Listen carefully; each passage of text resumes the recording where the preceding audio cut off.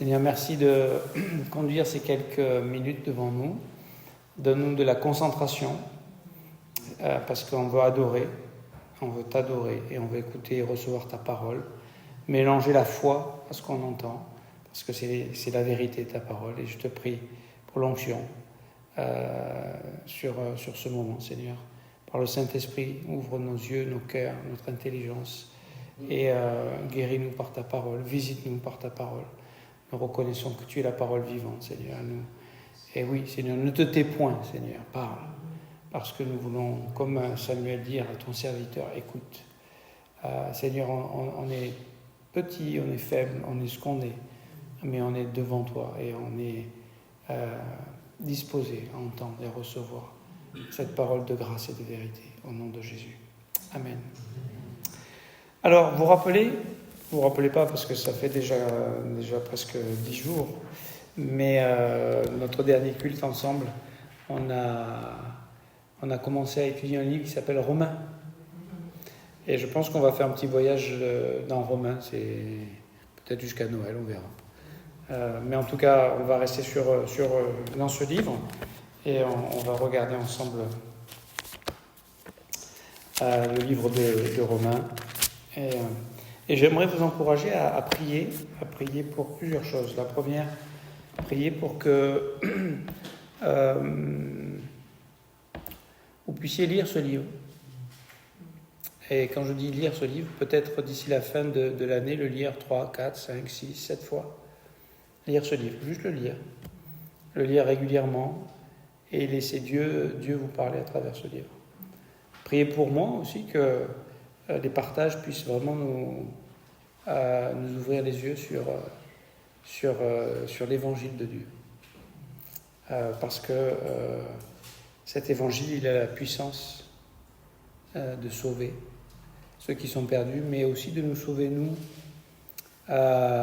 d'une vie vaine, d'une vie où on est encombré par des tas de choses, de bruit, de distractions, et de nous recentrer sur ce qui est essentiel.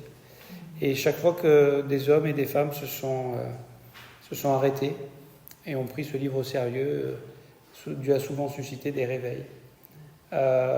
Dieu a élevé des hommes et des femmes pour que cet évangile soit annoncé, proclamé, démontré, vécu. Et donc, je vous remercie d'être là ce soir et prions que, ensemble, Dieu fasse son œuvre parce qu'on se met au pied de sa parole. Et on va... Excusez-moi. Peut-être si on peut aller me chercher un verre d'eau, s'il vous plaît. Merci, Benoît.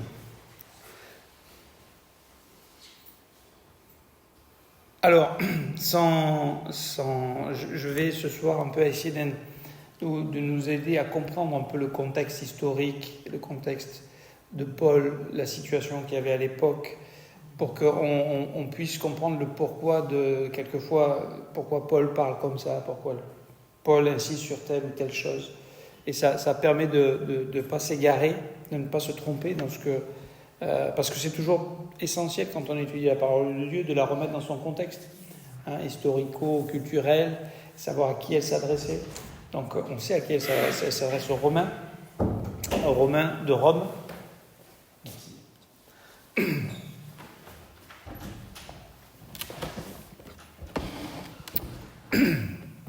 Et donc, sans contexte, c'est Paul qui a écrit cette lettre.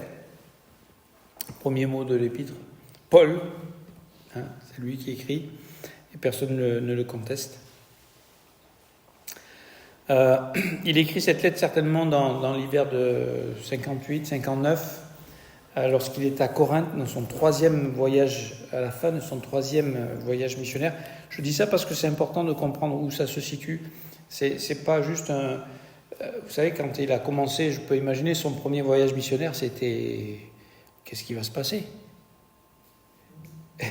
Est-ce que les païens vont se... Alors, ils avaient bien compris que des païens se convertissaient. Il y avait eu déjà Corneille, il y avait déjà d'autres... À Antioche, il y avait certainement déjà dans l'église d'Antioche, d'où il a été envoyé dans Acte 13, il y avait déjà des juifs et il y avait des non-juifs. Mais de partir, lui, qui avait été appelé par Dieu pour être l'apôtre des païens, de partir comme ça, est-ce que les gens vont se tourner, est-ce que les gens vont se convertir? Et effectivement, mais je peux imaginer qu'il a appris au fur et à mesure qu'il a fait. C'est comme tout le monde. On se forme, il était équipé, il avait une connaissance des Écritures, il avait une connaissance du cœur de Dieu, de la grâce de Dieu, il avait une révélation particulière de l'Évangile. On le dira dans Galates, c'est pas un évangile qu'il a reçu de l'homme, mais c'est par révélation de Dieu, par une révélation de Dieu que j'ai eu. Il a eu des révélations exceptionnelles, l'apôtre Paul. Et donc il va nous présenter cette épître qu'il va écrire à la fin de ce troisième. Donc il est aguerri. En fait, là, il arrive même à la fin de ses voyages en Asie et en Macédoine, en Achaïe, dans toute cette partie autour de la mer Égée, là, et qu'il a évangélisé plusieurs fois. Et donc on va essayer de bien comprendre, quel était le but que recherchait Paul, de prendre conscience de son objectif, les circonstances et les défis de l'époque à laquelle il vivait, et puis les personnes à qui il s'adresse, autant des Juifs, autant de gens d'origine juive que d'origine païenne. J'insiste sur la différence parce que vous allez le voir dans cette épître, il cite souvent le juif et le grec. L'évangile qui est le thème central et qui ouvre le verset, qui est le thème central de cette épître, c'est Romains chapitre 1 verset 16. Il dit: car je n'ai point honte de l'évangile, c'est la puissance de Dieu pour le salut de quiconque croit. On va dire, on s'arrête là. Et non, il continue. Du juif premièrement, puis du grec. Donc, est-ce qu'il y a une différence? Il n'y a pas une différence. Et on va essayer il insiste, d'accord, pour montrer qu'après il va expliquer qu'il n'y a pas de différence. Mais à cette époque-là, dans le contexte où il était, pour les juifs, c'était impensable. À un juif pieux, il ne rentrait pas manger dans la maison de Corneille. Il a fallu que Dieu donne à Pierre une vision pour qu'il aille chez Corneille. De ne pas regarder impur ce qu'il pensait être impur. Pourquoi? Parce ils étaient dans un autre contexte, dans une autre façon de penser. Et pour les Juifs, il n'y avait que eux et leur Dieu. Et les autres, c'était des chiens presque. On n'avait pas de contact avec les Samaritains, pas de contact avec les païens. Donc vous imaginez construire une église avec des Juifs et des non-Juifs. Nous, aujourd'hui, on s'en rend plus compte parce d'abord, il n'y a pas de Juifs ici. Mais c'est compliqué, c'était impensable en fait. Et c'est ça le miracle qui va se passer. D'accord? Et cette épître va nous aider, cette explication de l'Évangile à travers l'épître de Romains va nous aider et va aider l'Église à se construire et dans une unité entre juifs et non-juifs. Donc c'est pour ça que l'Église de Jésus-Christ, on ne vient pas avec sa culture, c'est pas l'Église française, l'Église africaine, l'Église américaine, non, c'est toutes les cultures, c'est la culture de Jésus-Christ, la culture du ciel qu'on doit apprendre, d'accord? C'est pas qu'on rejette notre culture et que tout est mauvais dans notre culture, mais c'est pas un Christ français qu'on adore, c'est le Christ, il n'est pas que français, c'est le Christ pour toutes les nations, et les Juifs aussi. Donc, il a écrit à Corinthe avec cet ardent désir d'aller à Rome. Il le mentionne au verset 10 déjà. Il dit qu'il demandant continuellement dans mes prières d'avoir enfin, par sa volonté, le bonheur d'aller vers vous. Car je désire vous voir pour vous communiquer quelques dons spirituels afin que vous soyez affermis. Donc il avait ce désir, il avait cette prière, et apparemment depuis longtemps, d'aller à Rome, de visiter Rome. Pourquoi? Et on va voir, on va essayer de répondre avec plusieurs points. Pourquoi ce désir? Pourquoi est-ce que Paul désirait tant aller à Rome et voir l'église de Rome? Quelle est sa vision, son objectif? Alors, le premier point, c'est que l'objectif de Paul, la seule idée en tête, la seule chose qui fait tourner la vie de Paul, qui fait tourner le cœur de Paul, qui fait que Paul se lève le matin, il y a une seule chose qui le fait lever, c'est l'évangile. Et c'est comme ça qu'il se présente. Paul, serviteur de Jésus-Christ, appelé à être apôtre, mis à part pour annoncer l'évangile de Dieu. C'est sa vie maintenant. Autant il a persécuté les chrétiens, autant maintenant c'est un serviteur de l'évangile. Un esclave, un doulos. Hein. Et en même temps, c'est un apôtre aussi. Donc ce qu'il est en train de nous dire, il se présente comme le plus... Voilà, c'est le premier des pécheurs, hein, Timothée 1,15. Hein. Christ est mort pour tous les pécheurs et le premier des pécheurs, c'est moi. C'est comme ça qu'il se présente. Mais, donc c'est le serviteur, c'est un homme humble. Et en même temps, il a aussi reçu cet apostolat. Il a été mis à part par Dieu pour faire quelque chose, annoncer l'évangile. Et c'est ce qu'il va nous proposer dans cet épître. C'est qu'il va mettre noir sur blanc ce qu'est l'évangile et la puissance de cet évangile. Et si cet évangile, on le comprend, il va être puissant pour faire son œuvre dans nos vies et dans nos cœurs. Et donc c'est pour ça que ce livre est fort intéressant. Donc tout ce qui l'intéresse, lui, c'est le progrès de l'évangile. Même dans Philippiens, à un moment donné, il s'est dit, j'étais tout seul auprès de toi, personne, tout le monde m'a abandonné. Mais ça, peu importe, ça a servi au progrès de l'évangile. Hein? Et son désir, c'est d'aller là où personne n'est jamais allé. Dans Romains 15-20, il dit, donc dans la fin de cet épître, il dit « Et je me suis fait honneur d'annoncer l'évangile là où Christ n'avait point été nommé, afin de ne pas bâtir sur le fondement d'autrui. » Donc il est allé dans les terres où personne n'avait annoncé encore l'évangile. Vous imaginez ? Aujourd'hui, il n'y a plus beaucoup d'endroits comme ça.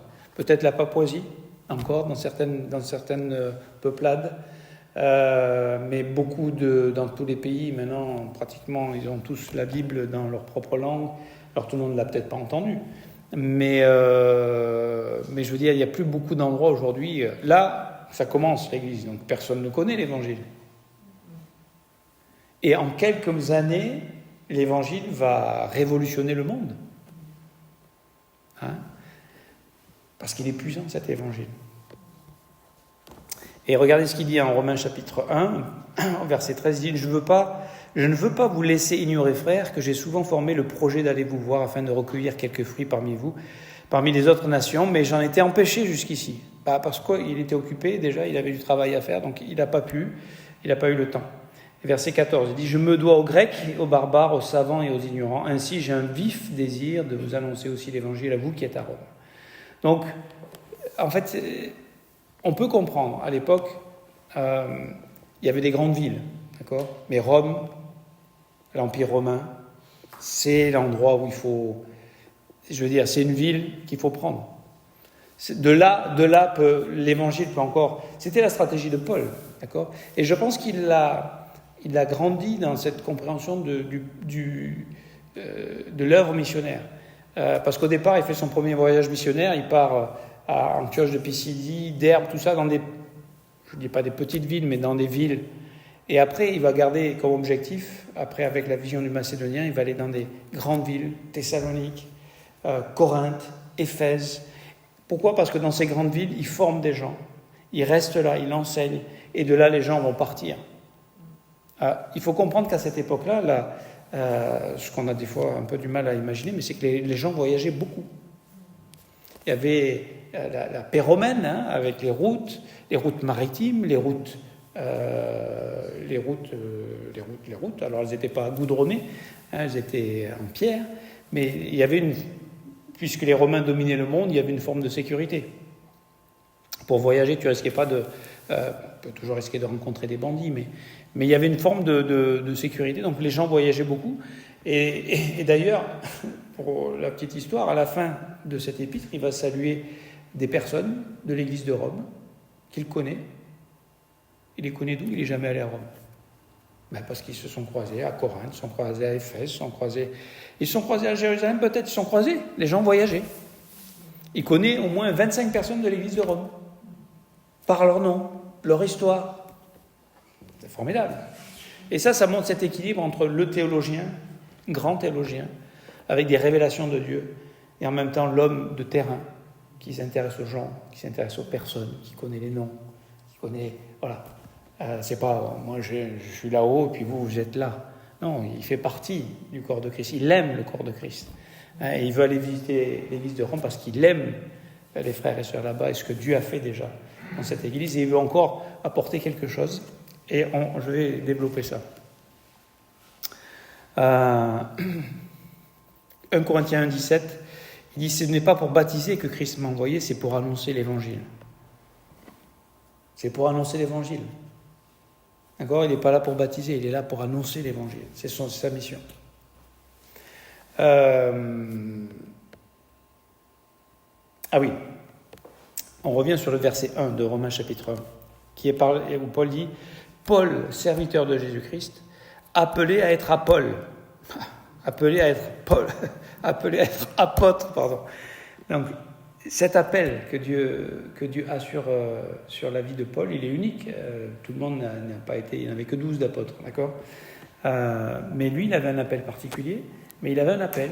Et j'aimerais vous dire que dans l'Église, nous avons chacun d'entre nous un appel en particulier. On est membre, 1 Corinthiens 12, 27, on est membre en particulier du corps de Christ. Et chacun d'entre nous, on a une vocation, on a un appel. On n'est pas tous appelés à faire la même chose. On n'est pas tous appelés à être pasteurs, on n'est pas tous appelés à être missionnaires à l'étranger, on n'est pas tous... chacun a des dons, et chacun doit mettre ses dons au service de l'édification du corps de Christ.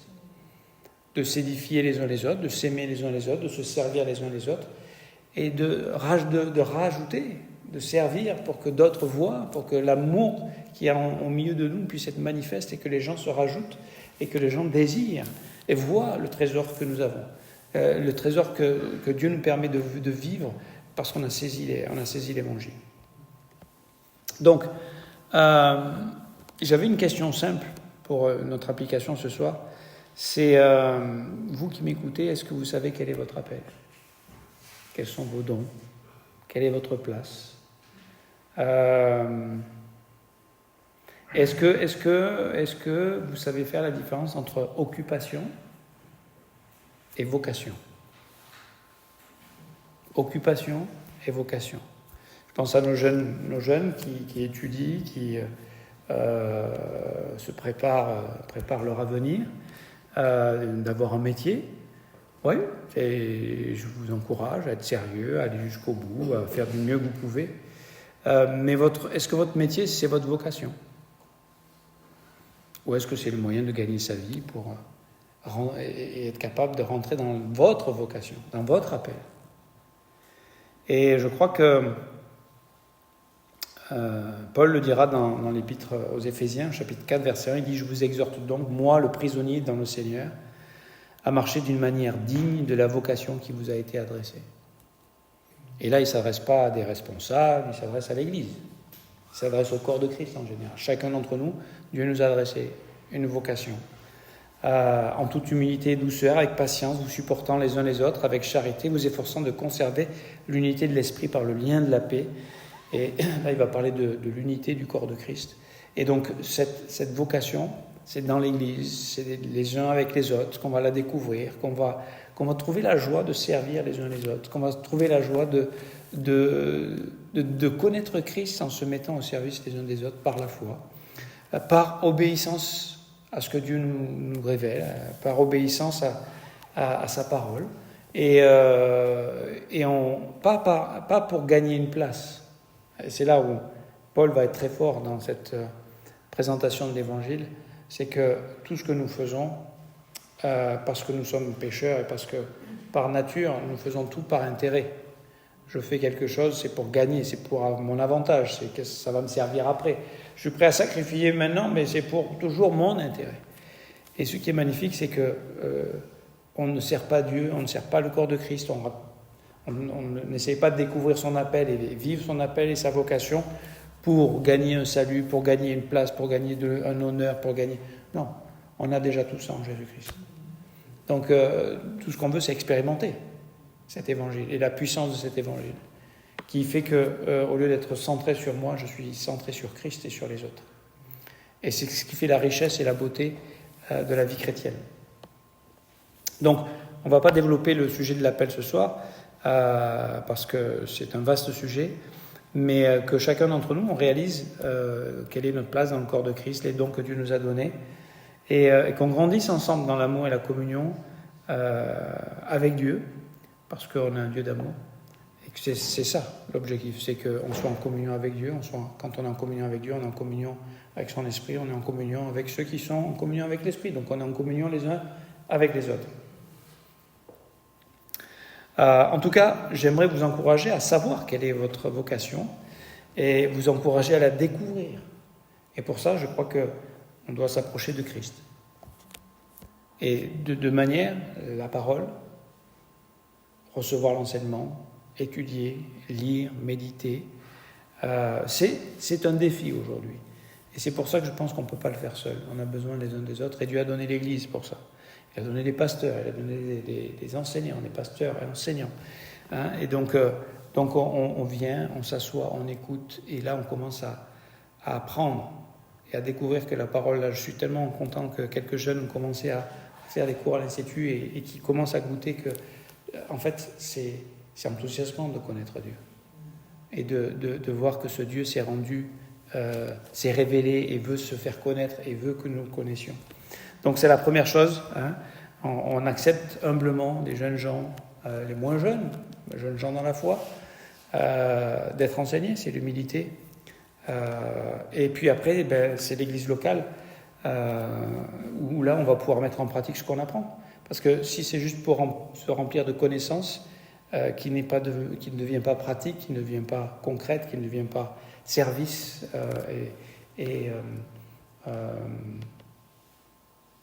qui ne révèle pas le cœur de Jésus qui est d'être serviteur.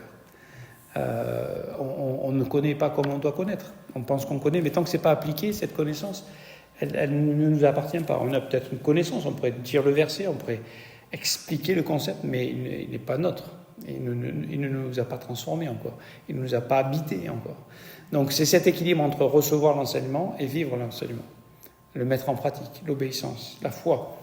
Hein, c'est par la foi. Et la foi, c'est cette pratique. J'aimerais rappeler simplement que nos occupations sont terrestres et passagères. Notre vocation, elle est céleste. Et les fruits de notre vocation sont éternels. Donc quand on a cette compréhension que notre vie ici-bas, c'est pas que pour vivre le mieux possible ici-bas. C'est que nous, on a la vie éternelle. D'accord ? Et l'homme cherche ce qui est facile, ce qui est confortable, ce qui ne lui coûte rien. Je veux dire, j'ai pas une grande estime de l'homme naturel. Il est pécheur. D'accord ? Et plus on lui donne de choses, et plus il en veut des choses. Et regardez le monde dans lequel on vit. Voilà, les gens sont nés avec une cuillère en or dans la bouche et ils font pas grand-chose. Ils s'élèvent pas, d'accord ? Parce que c'est la chair. Hein ? Mais celui qui a la pensée de Dieu, celui qui se met au service des uns des autres, celui qui rentre dans sa vocation, celui qui accepte de se laisser façonner et de se laisser conduire par le Saint-Esprit et qui commence à vivre l'Évangile.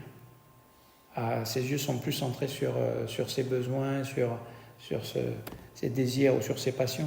Il commence à être délivré de l'esclavage du péché. Il expérimente ça. C'est pas une théorie, c'est la vie qu'il reçoit. Et là, il commence à vivre et il voit qu'il y a tellement de joie à donner. Plus de joie encore, Jésus dira, à donner qu'à recevoir. Donc on a tous reçu cette vocation céleste. Dans Hébreux chapitre 3, verset 1, il dit « C'est pourquoi, frères saints, qui avez part à la vocation céleste. » Ou encore en Philippiens 3, 14, il dit « Je cours vers le but pour remporter le prix de la vocation céleste de Dieu en Jésus-Christ. » Donc j'aimerais vous encourager à entrer dans votre vocation pour que à la fin de votre vie et pendant votre vie et jusqu'à la fin de votre vie, chacun d'entre vous, on puisse porter le fruit éternel que Dieu veut qu'on porte, un fruit qui demeure. Dans Jean 15, 16, il nous a choisi pour qu'on porte du fruit, beaucoup de fruits, et que notre fruit demeure. Et ça, c'est parce qu'on est rentré dans cette vocation céleste. Donc, cet appel qu'avait Paul, c'était juste pour nous interpeller à nous, aujourd'hui, ce soir, de réaliser qu'on a aussi une vocation. D'accord ? Et de dire, Seigneur, aide-moi à connaître quelle est cette vocation. Aide-moi à pas juste passer mon temps à être occupé, à faire pas forcément des mauvaises choses, même des bonnes choses, mais à passer à côté de cette vocation qui est de te connaître et de te faire connaître. C'est-à-dire, c'est l'évangile, ça. Recevoir, connaître Jésus-Christ, vivre avec Jésus-Christ. Et parce qu'on a Christ en nous, il est communiqué autour de nous. Et je vais vous dire, il est la vie. Et il n'y a pas la vie ailleurs que là. C'est pas dans une vie confortable, un bon travail, une bonne situation, un bon compte en banque, une belle voiture, une belle maison, des bons enfants. Et on peut avoir tout ça. Être bien occupé tous les jours. Mais c'est quoi votre vocation? Où est Christ là-dedans? Et je veux dire, on peut servir Christ et avoir toutes ces choses-là. Mais on ne vit pas pour ça. Ce monde nous rend esclaves de vivre pour ça. Mais nous, on vit pour quelqu'un d'autre. Et on a ça ou on n'a pas ça, on est content quand même. Paul le dit, j'ai appris à être le contentement dans l'abondance ou dans la disette. Parce que notre contentement ne vient pas des circonstances, ne vient pas de tout que tout se passe comme on veut. Quand on pense à ce qui se passe au Maroc, tu dis, mais attends, Seigneur, là, la coupe était pleine, pourquoi en rajouter encore? Ok, mais Seigneur, on s'attend à toi. Et on reconnaît qu'on ne comprend pas ce que Dieu fait souvent. Et on peut dire, ça ne marche pas. Bien non, on va croire Dieu. Et on va attendre que Dieu ouvre le ciel, ouvre nos yeux et ouvre des portes et nous restaure et nous console. Paul, il y a eu des moments dans sa vie où il était très bas. Et il y a des moments où il était très haut aussi. Je peux imaginer que dans ces voyages missionnaires, il y a eu des moments où il raconte. Et il y a eu des moments où il a été même lapidé. On a cru qu'il était mort.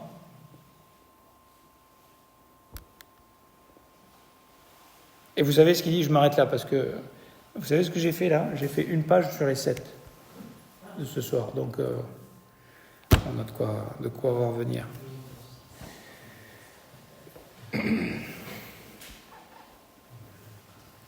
Donc ce soir, on va simplement juste commencer à rentrer un peu dans cet épître, dans les pensées, dans la motivation, dans le but, dans le contexte de l'époque, pour que quand on va la lire, on va dire « Ah ouais, mais c'est pour ça qu'il dit ça. Ah oui, je comprends mieux ce que ça veut dire maintenant, ça. » Parce que c'est vrai que là, on est d'accord, il y a 2000 ans qui nous séparent. Il y a des cultures qu'on ne connaît pas. Je veux dire, on vit, bien sûr qu'il y a du paganisme aujourd'hui, tristement ça revient dans nos cultures, parce qu'on s'éloigne de Dieu, donc c'est le non-vide. C'est le principe du non-vide. Si on s'éloigne de Christ et de la vérité, ça va être rempli par autre chose. Donc, pourquoi il y a tant de choses bizarres qui se passent dans nos sociétés? Pourquoi on retourne à des conduites totalement immorales? Parce que la nature ne supporte pas le vide, donc on remplit. Et si on n'a plus Dieu, on remplit de quoi? De ce qui n'est pas Dieu, des idoles. Donc on est en train de retourner au paganisme, mais le paganisme tel qu'il existait, il y a dans certaines cultures, vous allez en Afrique avec le vaudou, vous allez en Inde avec toutes les idoles à qui ils servent des repas tous les jours. Enfin, je veux dire, nous, on est dans une culture judéo-chrétienne, donc on n'a pas ça. Donc c'est des fois difficile de comprendre la différence entre les païens de l'époque qui étaient idolâtres avec des mœurs tordues. Bon, ça, un peu les mœurs, on en a ça. Mais et puis les Juifs qui étaient dans leur loi, dans leurs règles, d'essayer de gagner le ciel, de l'approbation de Dieu par l'observation de la loi. Et l'Évangile va faire exploser tout ça. Et réunir les deux ensemble, pour que les deux ensemble puissent dire, là il y a quelque chose. Pour qu'ils vivent ensemble comme ça, pour qu'il y ait cette unité, pour qu'il y ait cette communion, pour qu'il y ait cet amour. C'est quoi? C'est qui? Comment c'est possible? C'est le lien invisible du Saint-Esprit. Jésus-Christ. Bon, on prie. Seigneur, merci. Merci pour cet épître aux Romains. Merci pour Paul. Merci d'avoir utilisé cet homme pour qu'on ait ses écrits aujourd'hui. Et vraiment, Seigneur, ouvre les yeux de notre cœur pour qu'on puisse recevoir, entendre, saisir la beauté de l'Évangile et que l'Évangile devienne notre cause, devienne notre source, notre moteur, notre leitmotiv, ce pourquoi nous vivons, pour Christ, pour cette bonne nouvelle de l'Évangile, pour te connaître et te faire connaître. Et je te demande de nous aider dans cette démarche, Seigneur, et de nous émerveiller sur ce que tu vas faire dans le nom de Christ. Amen. Merci.